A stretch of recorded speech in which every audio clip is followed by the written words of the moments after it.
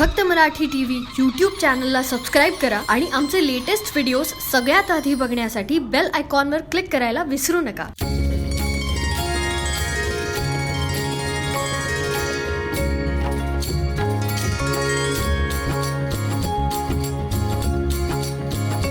जय जय राम कृष्ण हरी, जय जय राम कृष्ण हरी, जय जय राम कृष्ण हरी, जय जय राम कृष्ण हरी.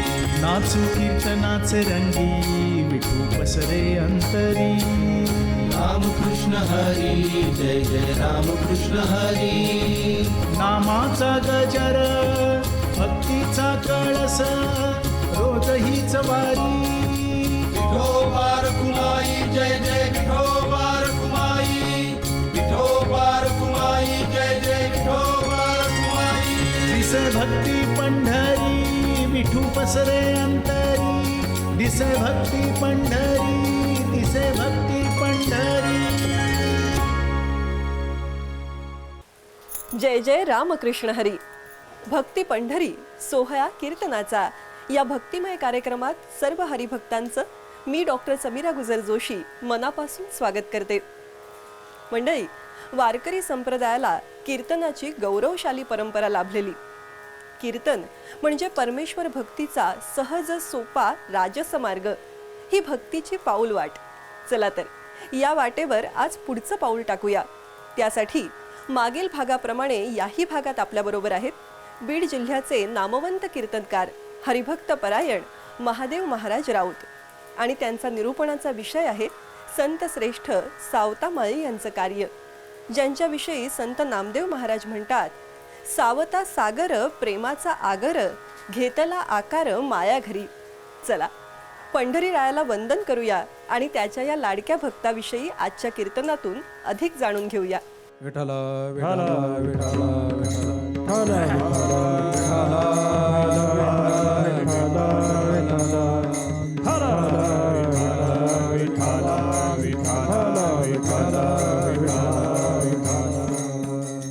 सावता महाराजांचं जीवन हे साव आहे.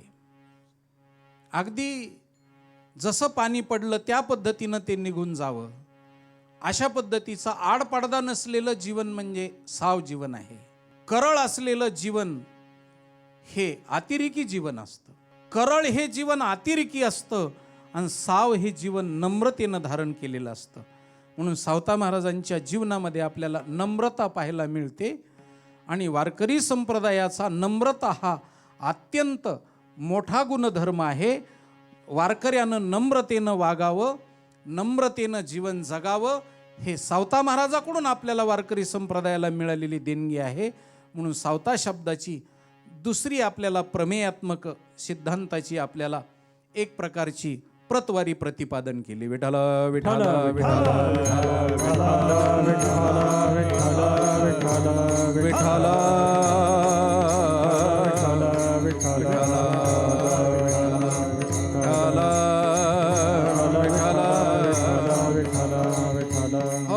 दुसरी गोष्ट, सावता महाराजांच्या जीवनाबद्दल बोलत असताना अजून एक सावता महाराजांच्या जीवनाचा आपल्याला पैलू पाहायला मिळतो आणि तो म्हणजे सावतोबा असा सावता महाराजांना शब्द वापरलेला आहे. सावतोबा असा शब्द आहे. त्यांच्या नावामध्ये बा शब्द आला म्हणजे हा बापवाचक शब्द आहे. जसं जगद्गुरू तुकाराम महाराजाला तुकोबा, ज्ञानोबा रायला ज्ञानोबा, जसं चोखोबा रायला चोखोबा, जसं गोरोबा काकांना गोरोबा, हे जसे नावं आहेत तसं सावता महाराजाला सावतोबा असं नाव आहे. म्हणजे संत हे बाप आहेत. महाराज संत हे बाप आहेत.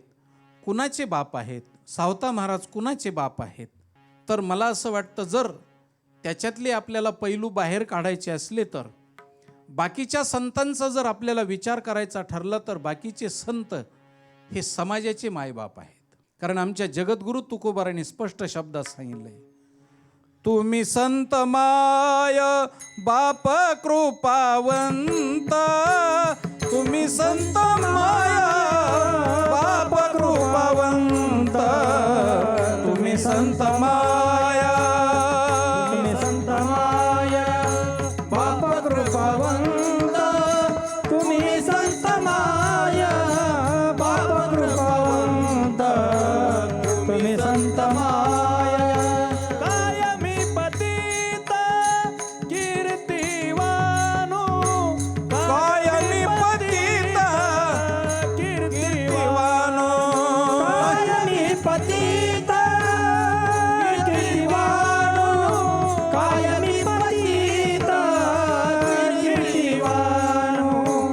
अवतार तुम्हा अवतार तुम्हा धराया कारण अवतार तुम्हा धराया कारण अवतार तुम्हा अवतार तुम्हा धराया कारण अवतार तुम्हा धराया कारण अवतार तुम्हा.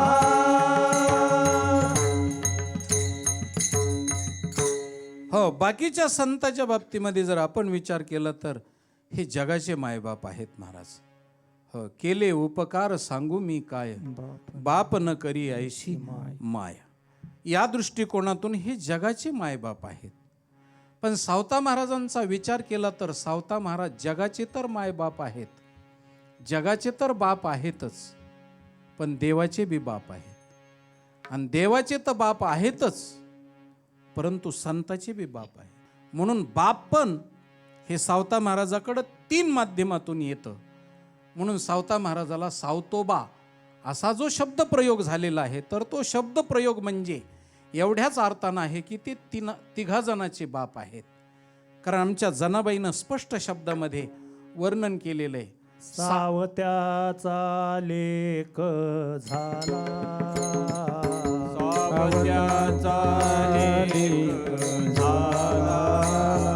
सावत्याचा लेक झाला सावत्याचा लेक झाला शेखी कुर्म्या लागी गेला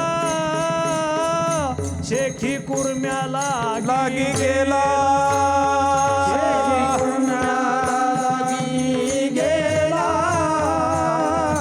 शेखी कुर्म्या लागी गेला.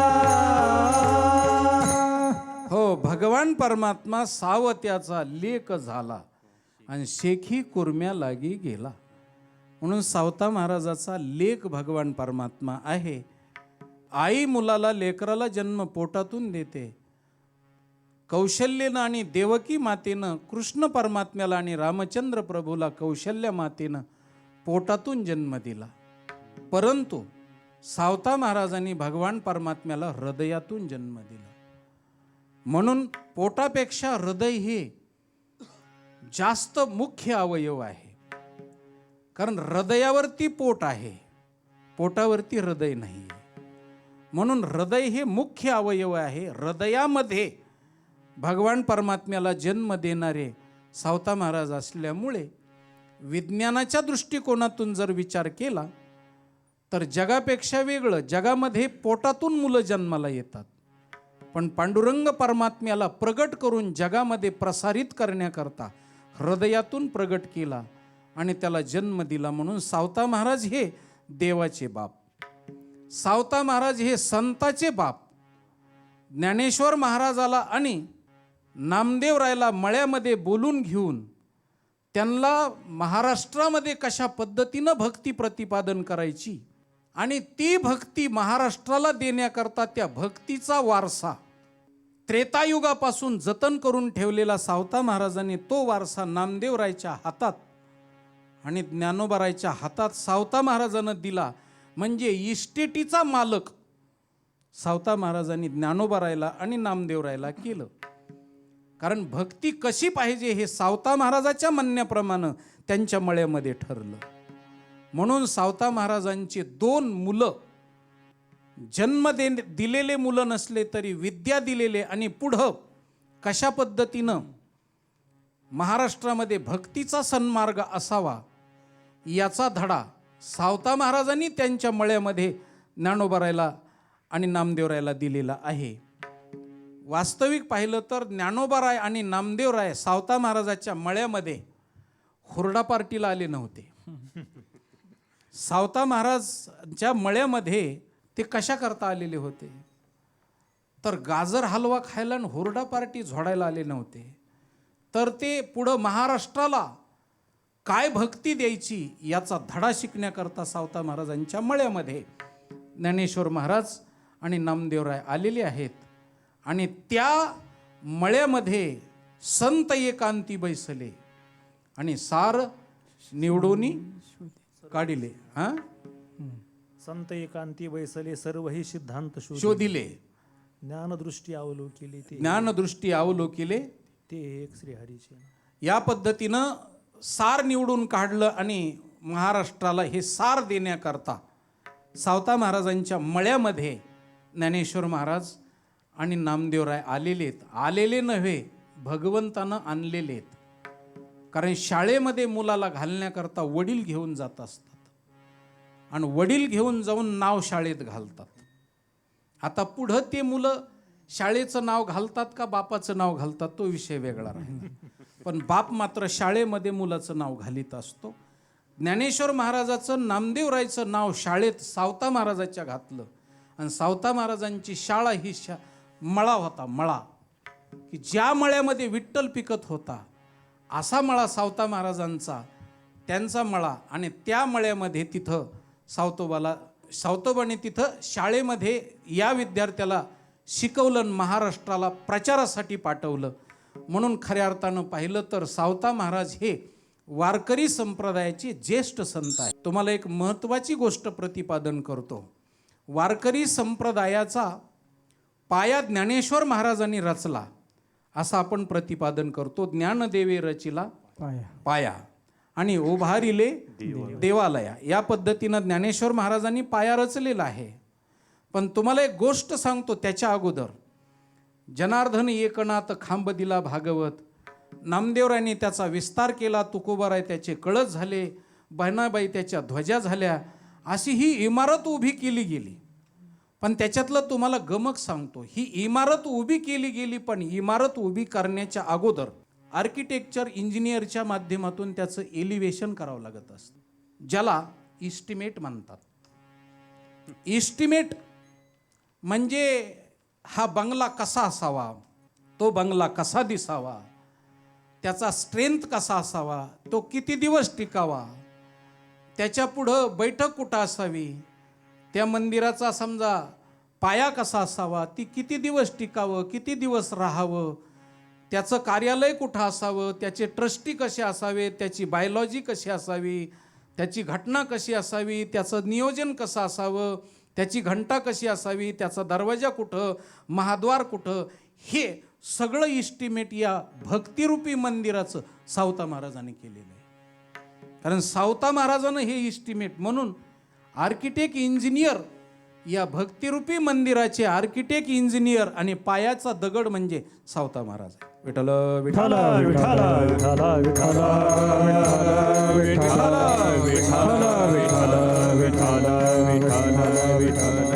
म्हणून त्या पद्धतीनं सावता महाराजानं जीवन आणि सावता महाराजानं या वारकरी संप्रदायाला दिशा दशा आणि पूर्णपणे चालण्याचा सन्मार्ग कशा पद्धतीचा असावा, ही घटना कशी असावी, नियम कसे असावेत, वारकरी संप्रदायाची साधना काय, साध्य काय, संत काय, ग्रंथ काय, पंथ काय, पुराण काय, शास्त्र काय, हो या पद्धतीनं सगळं सविस्तर वर्तमान ही घटना सावता महाराजानं लिहिलेली आहे. आणि म्हणून सावता महाराज हे कर्माच्या माध्यमातून आपल्याला धडा देतात, धडा आणि कर्म शिकवतात, आणि कर्माच्या माध्यमातून आपल्याला हा वारकरी संप्रदायाचा धडा सावता महाराजांना दिलेला आहे. एक सावता महाराजाचं दुसरं जीवन आपल्याला मी प्रतिपादन करतो. थोडं भजन करू. विठ्ठल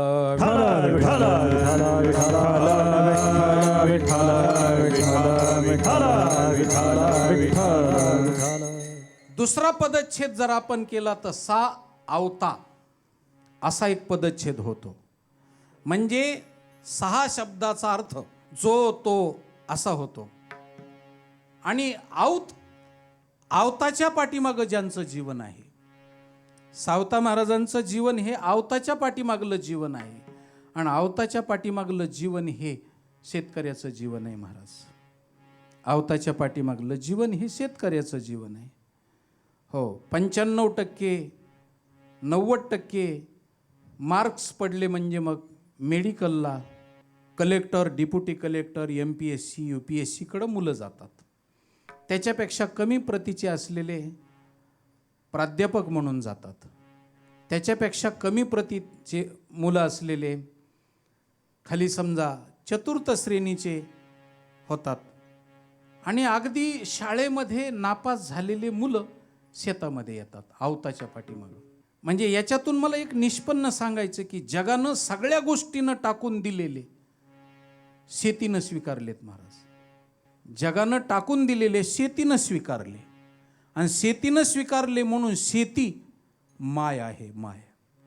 म्हणून शेतकऱ्याच्या जीवनामध्ये शेती ही माय आहे, म्हणून तिला काळी आई असं आपण संबोधन करतो.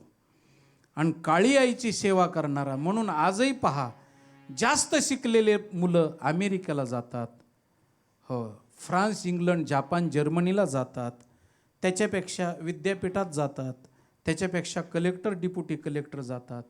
आणि जे मुलं काही शिकले नाहीत ते मायबापाच्या जवळ राहतात. जे कमी शिकलेले आहेत ते मायबापाच्या जवळ असतात. म्हणून कमी शिकलेले हे मायबापाच्या उपयोगाचे असतात. आणि खऱ्या अर्थानं पाहिलं तर मी असं समजतो, मायबापाची सेवा करणारे हे पुण्यवान लेकरं असतात. हे शिकून सवरून लांब गेलेले, पंखापासून लांब गेलेले मुलं हे मायबापाला विसरणारे मुलं असतात. आणि शेतीच्या जवळ म्हणजे मायबापाच्या जवळ असलेले मुलं मायबापाची सेवा करणारे. म्हणून सध्याच्या काळामध्ये तुम्हाला एक गोष्ट सांगतो, कलेक्टर, डिप्युटी कलेक्टरच्या मायबापापेक्षा ऊसतोडीवाल्याचे, शेतात मजुरी करणाऱ्या माणसाचे मायबाप सुरक्षित आहेत महाराज सध्याच्या काळात. म्हणून सावता महाराजांचं जीवन आपल्याला शिकवित असताना काय शिकून गेलं तर एकच शिकून गेलं, सावता महाराजाचं जीवन हे शेतकरी जीवन आहे, माईची सेवा करणारं जीवन आहे, आवताच्या पाठीमागं वाळलेल्या लाकडामागं फिरणारं जीवन आहे. आणि आवताचं जीवन म्हणजे कसं आहे तर तुम्हाला एक गोष्ट सांगतो, कलेक्टरच्या घरी भिकारी पोचला जात नाही, डिप्युटी कलेक्टरच्या घरी भिकारी जात नाही, प्राध्यापकाच्या, डॉक्टरच्या घरी, इंजिनियरच्या घरी भिकारी जात नाही. पण भिकारी महाराज शेतकऱ्याच्या घरी पोचल्याशिवाय राहत नाही. म्हणून शेतकऱ्याच्या घरामध्येच भिकारी पोचला जातो. म्हणून शेतकऱ्याच्या जीवनावरती, जगातल्या श्रीमंत लोकांच्या जीवनावरती जगाचा निर्वाह नाही, शेतकऱ्याच्या जीवनावरती जगाचा निर्वाह आहे. म्हणून आवतामागलं जीवन सावता महाराजाचं आहे. म्हणजे याचा अर्थ सन्मार्गाचं जीवन आहे. आणि वारकरी संप्रदाय असा आहे की सर्वांना पोषक असलेला वारकरी संप्रदाय, सावता महाराजासारखा मायपोट असलेला संप्रदाय आहे, सर्वांना सामावून घेणारा.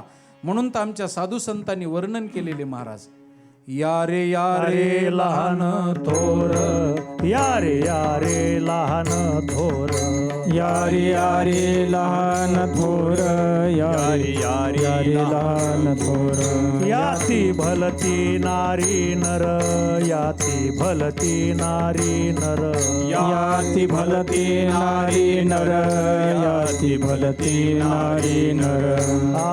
करावा विचार, करावा विचार, करावा विचार, करावा विचार. न लगे चिंता कवनासी,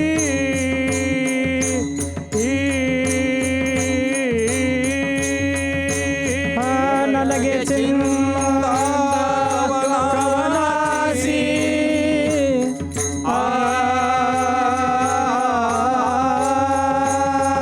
न लगे चिंता कवनासी.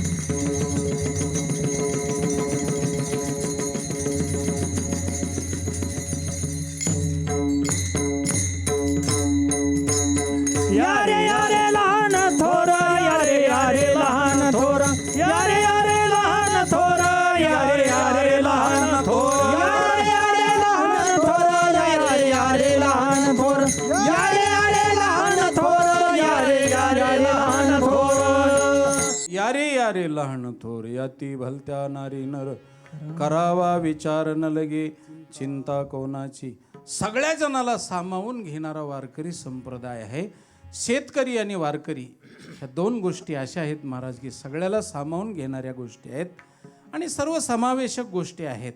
म्हणून तुम्हाला जाता जाता सांगतो, शेतकऱ्याचं जीवन म्हणजे कसं आहे, तर शेतकऱ्याचं जीवन असं आहे की त्याच्याकडं भिकारी तर पोचला जातोच, भिकाऱ्याचा तर वाटा आहेच आहे, पण मी सांगतो महाराज चोराचा सुद्धा वाटा आहे. म्हणून शेतकऱ्याच्या शेतातलं लोक चोरी करून घेऊन जातात. हो, शेतकऱ्याच्या शेतामध्ये चोराचा वाटा आहे, भिकाऱ्याचा वाटा आहे, पक्षाचा वाटा आहे, हो, पुन्हा वाटसरूचा वाटा आहे, आल्या गेल्याचा वाटा आहे, बलुतेदाराचा वाटा आहे, सगळ्या जणांचा वाटा शेतकऱ्याच्या मिळालेल्या इस्टेटीमध्ये मिळवलेल्या धान्यामध्ये सगळ्या जणांचा वाटा आहे. कलेक्टरमध्ये, डॉक्टरमध्ये, वकिलामध्ये वाटा नाही महाराज. म्हणून डॉक्टर कधी तुम्हाला एक गोळी सुद्धा फुकट देणार नाही की मी भिकारी तुमच्या दारात आलोय आणि मला एक गोळी द्या, ताप आलाय. डॉक्टर कधी फुकट गोळी देणार नाही. आणि फुकट गोळी देतो तो डॉक्टरच नसतो खऱ्या अर्थानं पाहिलं तर, तो कंडक्टर असेल पण डॉक्टर अजिबात नाही. म्हणजे तात्पर्य सांगण्याचा अर्थ असा की त्याच्याकडं भिकारी नाही, त्याच्याकडं कोणी बलुतेदार नाही, आलुतेदार नाही. बलुतेदार आलुतेदार कुणाकडे असतात तर शेतकऱ्याकडे असतात. शेतकऱ्याच्या मध्ये हे संपूर्ण पोचले जातात. सावता महाराजांचं जीवन हे शेतकऱ्याचं जीवन आहे.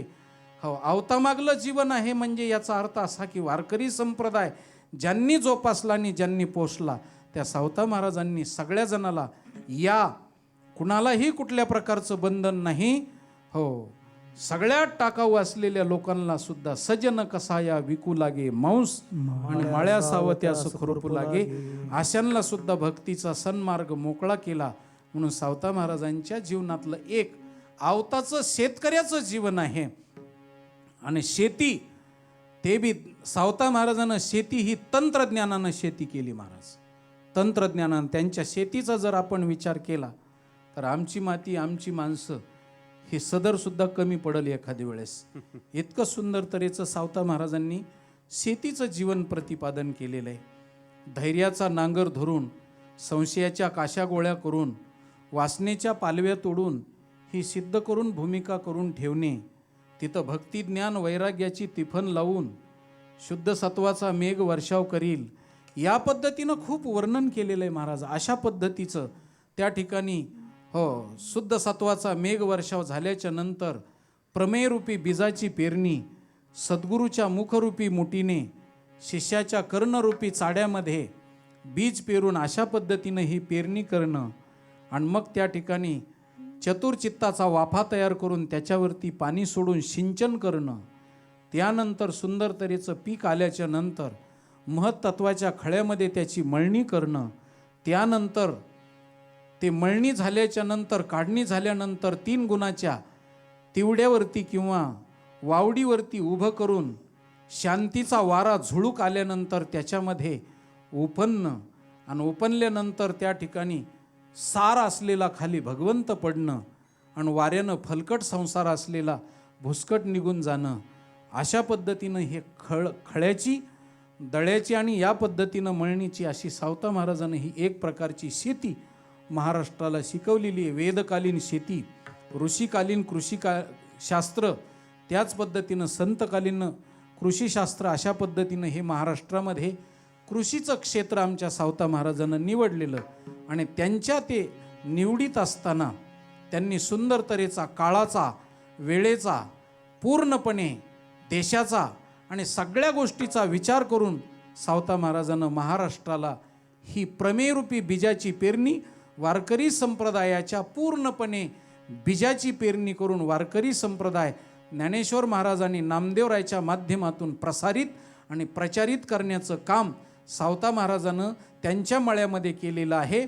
आणि सावता महाराजानं ज्ञानेश्वर महाराजाला हा धडा देऊन वारकरी संप्रदायाचा विस्तार त्यांनी केलेला आहे. म्हणून सावता महाराज वारकरी संप्रदायाच्या पाठीमागं राहून वारकरी संप्रदायाची पूर्ण जोपासना करणारे पडद्यामागले सूत्रधार आहेत. आणि ज्ञानेश्वर महाराज आणि नामदेवराय हे त्याचे प्रसार प्रचार करते आहेत. आणि मग त्यांनी केलेला प्रसार प्रचार पाहून आनंदानं सावता महाराज त्या मळ्यामध्ये डुलतात आणि आनंद वाटतो. म्हणून सावता महाराजांचं जीवन हे पायाचं जीवन आहे. सावता महाराजांचं जीवन हे एस्टिमेट तयार करणारं जीवन आहे. सावता महाराजाचं जीवन हे शेतकऱ्याचं जीवन आहे, आवतामागलं जीवन आहे. सावता महाराजांचं जीवन हे सवतं जीवन आहे. सावता महाराजाचं जीवन हे साव असलेलं जीवन आहे. सावता महाराजाचं जीवन हे परिपूर्ण असलेलं जीवन आहे. विठ्ठल विठ्ठल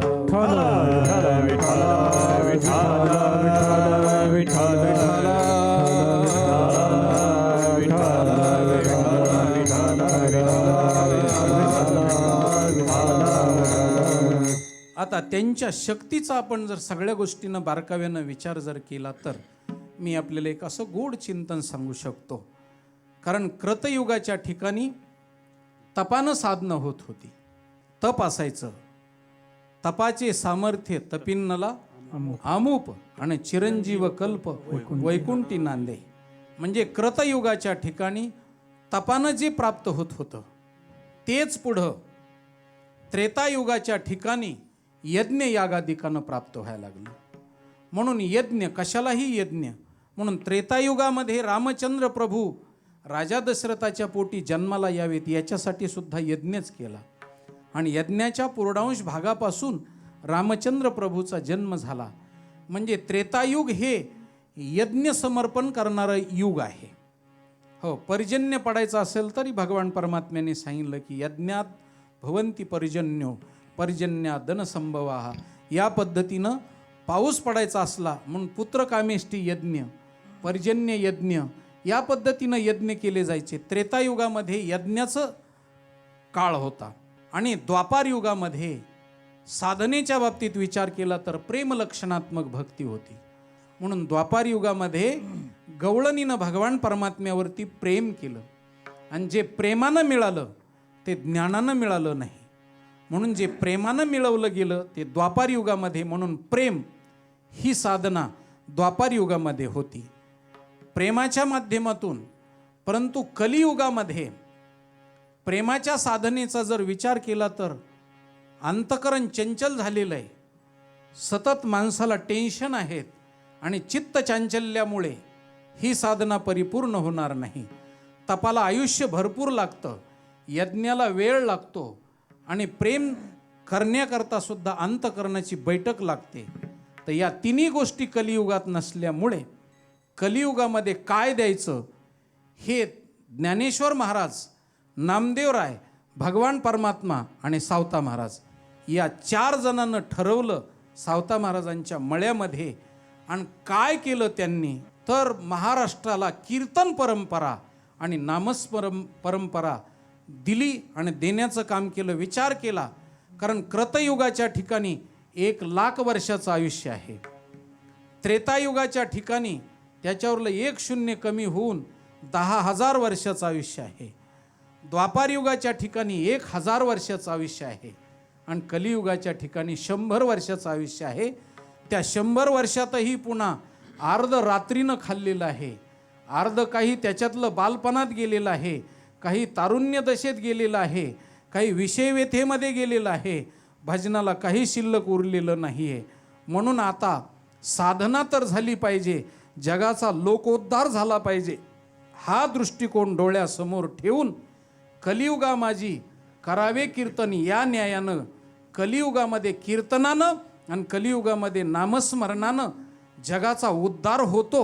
म्हणून पहिली प्रतिज्ञा नाथ आमच्या सावता महाराजानं भगवंताच्या, नामदेवरायच्या आणि ज्ञानेश्वर महाराजाच्या सानिध्यामध्ये भगवंताच्या साक्षीनं कीर्तनाची परंपरा महाराष्ट्राला देण्याकरता कीर्तनाच्या परंपरेचं फळ आणि कीर्तनाच्या परंपरेचं प्रयोजन आणि कीर्तन परंपरेची शक्ती प्रतिपादन करण्याकरता आमच्या सावता महाराजांनी अभंगाचं पहिलं चरण वापरलं. नामाची या बळे, नामाची या बळे, न भेवू सर्वथा. नामाची या बळे, नामाची या बळे, न भेवू सर्वथा. नामाची या बळे, नामाची या बळे,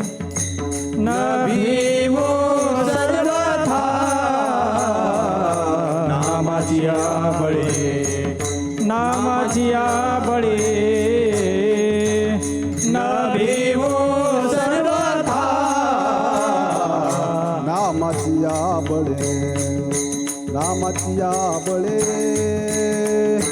न भिवू सर्वथा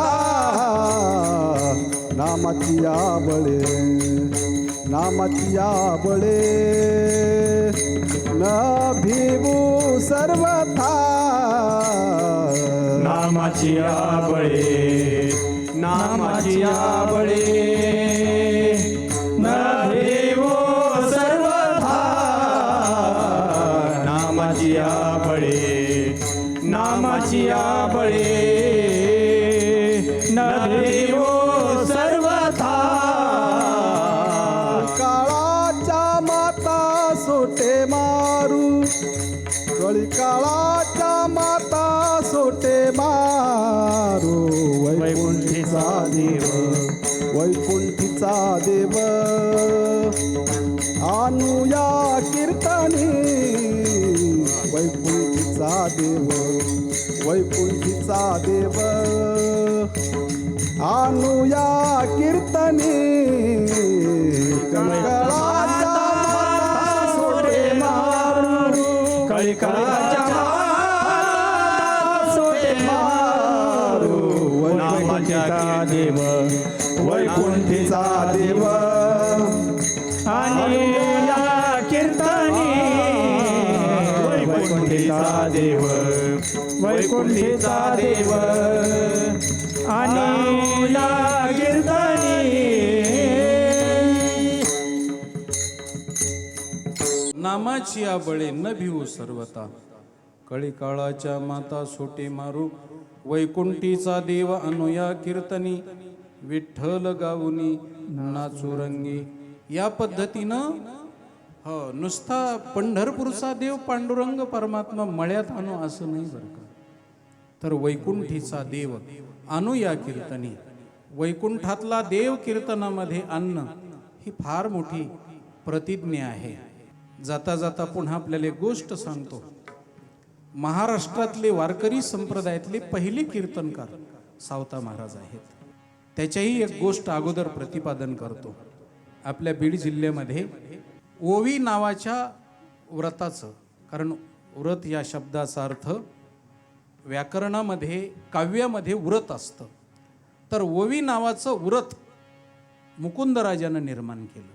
पहिली ओवी महाराष्ट्रामध्ये मराठी भाषेमध्ये मुकुंदराजानं निर्माण केली, म्हणून त्यांना आद्यकवी मुकुंदराज असं म्हटलं जातं.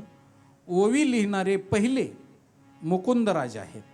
आणि नंतर मग ज्ञानेश्वर महाराज आदी करून बाकीच्यांनी ओव्या लिहिल्या ज्ञानेश्वरीसारख्या. तसं अभंग नावाचं व्रत पहिल्यांदा लिहिणारे सावता महाराज आहेत.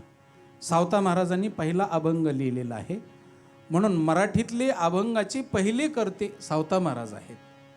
कारण सावता महाराज हे वयानं ज्येष्ठ होते, वयानं सगळ्या संतांपेक्षा मोठे होते. म्हणून सावता महाराजांच्या मध्ये, नामदेवरायमध्ये आणि ज्ञानेश्वर महाराजामध्ये वयाचं बरंचसं अंतर आहे. त्यामुळं सावता महाराजांचं कीर्तन हे पहिल्यांदा महाराष्ट्रात झालेलं आहे. आणि सावता महाराजांना कीर्तनाची परंपरा नारदाच्या नंतर, या महाराष्ट्रामध्ये नारदाच्या नंतर कीर्तन परंपरा, ती मध्ये लोपलेली कीर्तन परंपरा सावता महाराजांनं जागृत केली, उद्धृत केली. आणि ती कीर्तन परंपरा ज्ञानेश्वर महाराजांनी नामदेवरायला दिली. आणि मग नामदेवरायने पुढं सावता महाराजाच्या माध्यमातून हा वसा घेऊन पुढं नामदेवरायनं कीर्तन केलं. म्हणून नामदेवराय म्हणतात, हो नामदेव कीर्तन करी पुढे देव नाचे पांडुरंग, असं वर्णन आहे. नाचू कीर्तनाचे रंगी आणि ज्ञानदीप लावू जगी. परंतु कीर्तनाची ही परंपरा खऱ्या अर्थानं पाहिलं तर सावता महाराजानं महाराष्ट्रात पहिल्यांदा राबवलेली आहे. म्हणून कीर्तन हे अतिश्रेष्ठ असलेलं साधन आहे.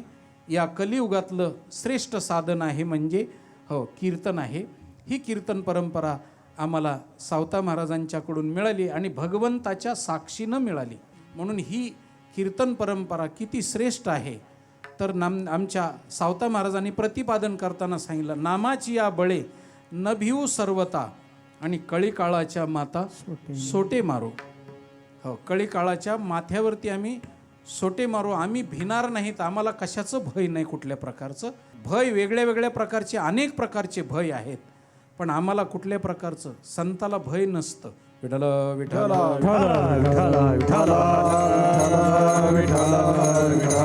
भगवंतांनी वर्णन केलेलं गीतेमध्ये अभयम सत्व संशुद्धी ज्ञान योग व्यवस्थिती.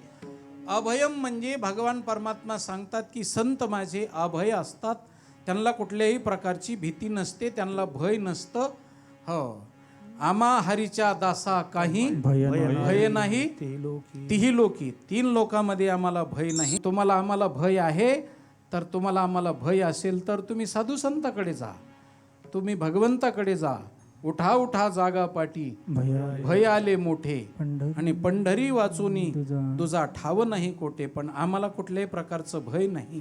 हो, नामाची या बळे न भिवू सर्वता, कळी काळाच्या माता सोटे मारू. आम्ही कळी काळाच्या मात्यावरती सोटे मारू, कारण आमच्याकडं कीर्तन ही परंपरा मोठी आहे, आणि कीर्तन नामस्मरण ही परंपरा मोठी आहे, आणि आम्ही ती जगाला देऊ आणि जगाला प्रबल करू, शक्तिशाली करू. म्हणून असा प्रतिज्ञेचा वसा आणि ठसा आमच्या सावता महाराजानं पूर्णपणे वर्णन केलेलं आहे. विठ्ठल विठ्ठल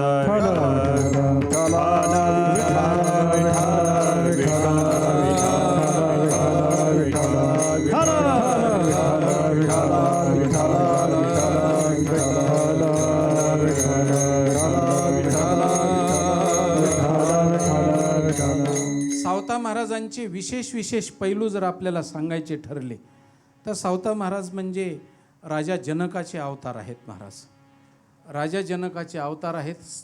राजा जनकाच्याकडे सीतामातेचं स्वयंवर ठरवलं, आणि सीतामातेच्या स्वयंवराच्या टाईमला राजा जनकानं सीतामातेचं स्वयंवर ठरवल्याच्या नंतर सगळ्यांना पत्रिका होत्या, सगळ्यांना पत्रिका होत्या. विठ्ठल विठ्ठल विठ्ठल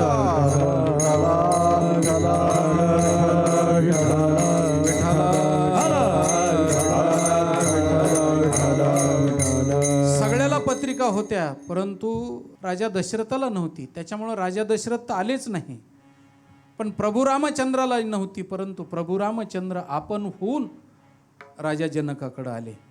सावता महाराज हे राजा जनकाचा अवतार असल्यामुळे सावता महाराजांच्या जीवनामध्ये आणि राजा जनकाच्या जीवनामध्ये कुठं आपल्याला सारखेपण दिसतं, तर एकाच ठिकाणी सारखेपण दिसतं की भगवान परमात्मा राजा जनकाच्या घरी आपण होऊन आले, आणि सावता महाराजाच्या मळ्यातही आपण होऊन भगवान परमात्मा आले. त्याचं कारण आहे की सावता महाराजानं कर्माच्या माध्यमातून भक्तीला पकडलं, आणि राजा जनकानं कर्माच्या माध्यमातून सीतेला पकडलं. सीता ही भक्ती आहे, आणि ती सीता नावाची भक्ती करत असताना ती बी राजा जनकानं शेतामधूनच केलेली आहे. कारण नांगरत असताना, शेती नांगरत असताना सीता सापडलेली आहे. सीत शब्दाचा आणि सीता शब्दाचा अर्थ होतो, शीत म्हणजे नांगरानं जमिनीला ओढलेली रेख, त्याला शीत म्हणतात. आणि अशा शीत म्हणजे त्या नांगराच्या फाळाला लागून शेतकऱ्याच्या जीवनामध्ये तुम्हाला आम्हाला शेतीचं तंत्रज्ञान सांगण्याकरता, शेतीमधून भक्ती पिकवण्याकरता हे कर्मकांड राजा जनकाच्या कारकिर्दीपासून सावता महाराजानं स्वीकारलेलं आहे. तेव्हापासून स्वीकारलेलं आतापर्यंत त्याची जोपासना करून आपल्यापर्यंत पोहोचतं केलेलं आहे. या नियमाप्रमाणे आपण एकदा विठोबा रुक्माईचं भजन घेऊ आणि उर्वरित राहिलेलं चिंतन पुढं करण्याचा प्रयत्न करू. विठोबा रुक्माई विठोबा रुक्माई विठोबा रुक्माई जय जय विठोबा रुक्माई विठोबा रुक्माई विठोबा रुक्माई विठोबा रुक्माई हरी विठोबा रुक्माई जय जय विठोबा रुक्माई विठोबा रुक्माई विठोबा रुक्माई जय जय विठोबा रुक्माई विठोबा रुक्माई विठोबा रुक्माई रखुमाई गोपाल रखुमाई विठोबा रखुमाई विठोबा रखुमाई गोपाल रखुमाई विठोबा रखुमाई गोपाल रखुमाई विठोबा रखुमाई गोपाल रखुमाई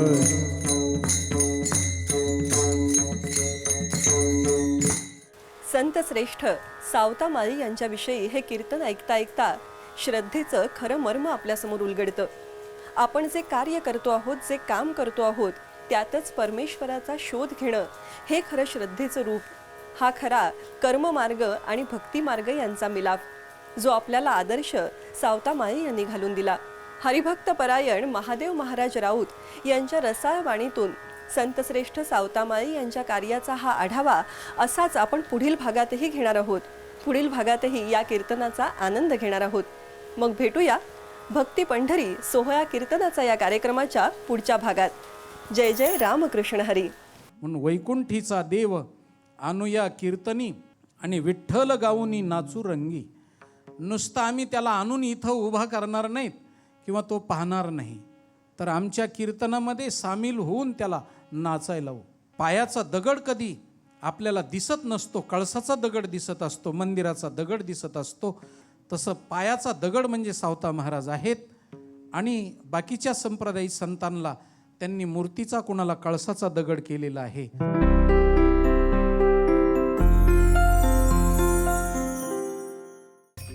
असेच भक्तिमय कार्यक्रम बघण्यासाठी आमचं फक्त मराठी भक्तिरंग यूट्यूब चॅनल सबस्क्राईब करा आणि बेल आयकॉनवर क्लिक करायला विसरू नका.